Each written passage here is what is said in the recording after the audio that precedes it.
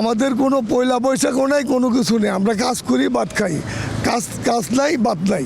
নতুন বছরের শুভ নববর্ষের দিনটা আমার সুন্দর কেটেছে। আসলে আমি একজন মুসলিম, সেই হিসাবে আমি কোনো বর্ষবরণ অনুষ্ঠান আমি পালন করি না।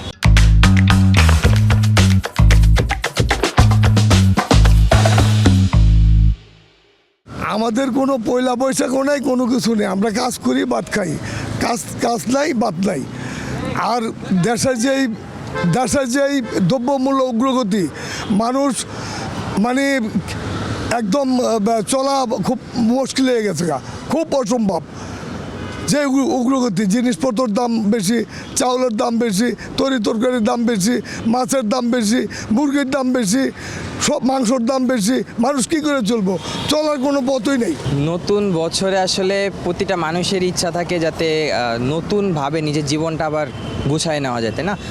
তো দেশের মধ্যে যে পরিস্থিতিগুলো গেল একটা ধাঁচের ভিতর দিয়ে, তারপরে আসলে প্রতিটা জনগণেরই আশা যাতে দেশটা একটা স্থিতিশীল পরিস্থিতির মধ্যে দিয়ে যায়, সব কিছু যাতে একটা ঠান্ডা পরিবেশের মধ্যে দিয়ে যায়। সেই হিসাবে পয়লা বৈশাখটা খুবই সুন্দর ছিল। আসলে আমি একজন মুসলিম, সেই হিসাবে আমি কোনো বর্ষবরণ অনুষ্ঠান আমি পালন করি না। আর এটা অন্য ধর্মীয় অনুষ্ঠান, তারা পালন করতে আমার কোনো সমস্যা নাই, আমি তাদেরকে সহযোগিতা করি। নতুন বছর তো আমরা বাংলাদেশের এবার ব্যাপক পরিবর্তন, একটা গণতান্ত্রিক সরকার আমরা এখন বাংলাদেশের ক্ষমতায় আছে, এবং সুতরাং আমরা চাই এই নতুন বছরেও আমরা সব কিছুই একটা ব্যাপক পরিবর্তন চাই। আমাদের সামাজিক ব্যবস্থার মধ্যে পরিবর্তন চাই, আমাদের সামাজিক উন্নয়নে আমরা পরিবর্তন চাই, এবং মানুষের মন মানসিকতায় আমরা ব্যাপক পরিবর্তন চাই। আশা করি এই নববর্ষ আমাদের জীবনে নতুন একটা জীবনের ছোঁয়া নিয়ে আসবে।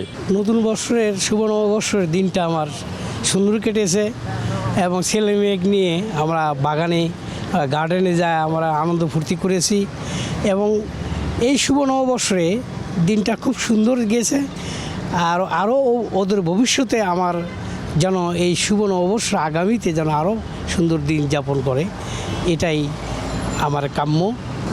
যে এবার পয়লা বৈশাখে এবার 2026-এ পয়লা বৈশাখে উদযাপন করলাম। আমি একটা ডেল্টা লাইফ ইন্স্যুরেন্স কোম্পানিতে আছি, সেখানে বৈশাখের অনুষ্ঠানে উপস্থিত ছিলাম এবং ফ্যামিলিকে সময় দেওয়া হয়েছে। ফ্যামিলির সাথে বৈশাখী মেলাতে আমি উদযাপন করছি। এই নিয়ে আমি বৈশাখী মেলাকে আন্তরিকভাবে শুভেচ্ছা জানাচ্ছি।